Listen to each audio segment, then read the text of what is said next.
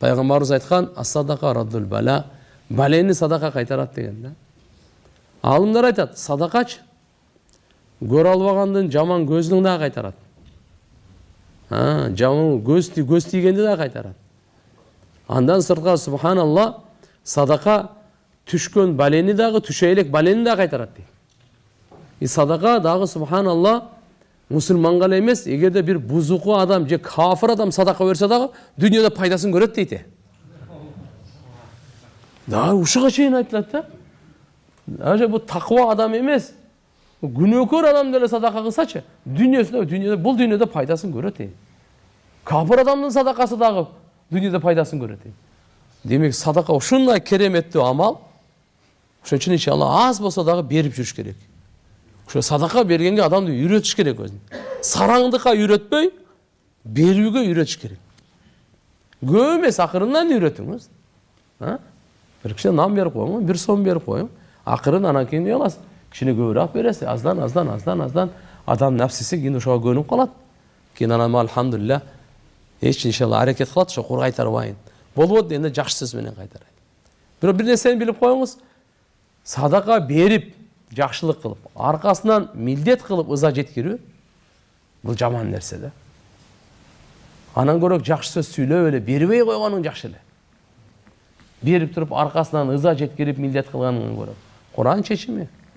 Я юхаллазина аману ла тубтилу садакатикум бил ман вал ада. Имандуулар, силер садака менен тапкан соопторуңардын баардыгын бекер кетирбегиле. Жок кылып салбагыла. Эмне менен? Милдет. Эмне менен? Ыза жеткирип.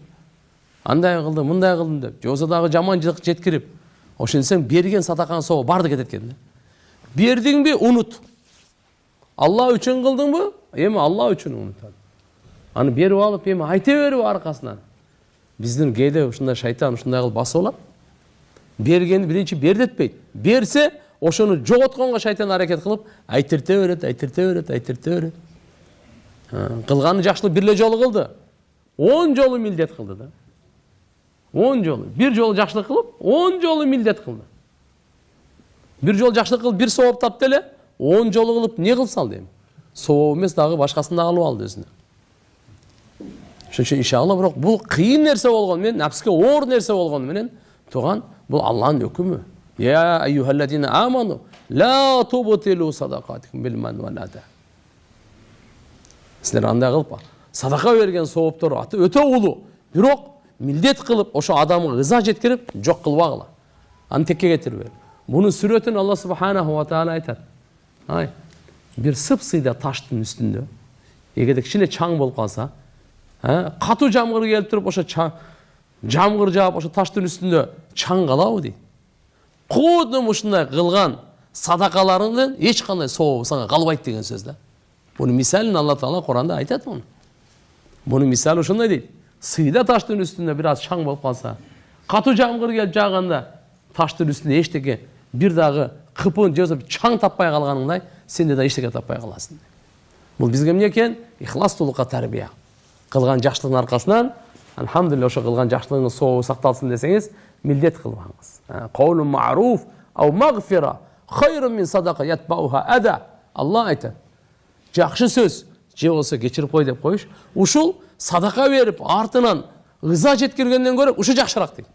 Садака бердиң, аркасынан милдет кылып ыза жеткиргенден көрө не жакшы экен? Каулун ма'руф. Жакшы сөз айтып кой. Мен бере албайм, кечирип коесуң. Ау магфира, мен кечирим сурап коюу. Мен кечирип коюңуз азыр бере албайм. Ушул жакшыраак дейт. Садака берип артынан ызаны коштогон. Артасынан ызаны ээрчиткен ага караганда.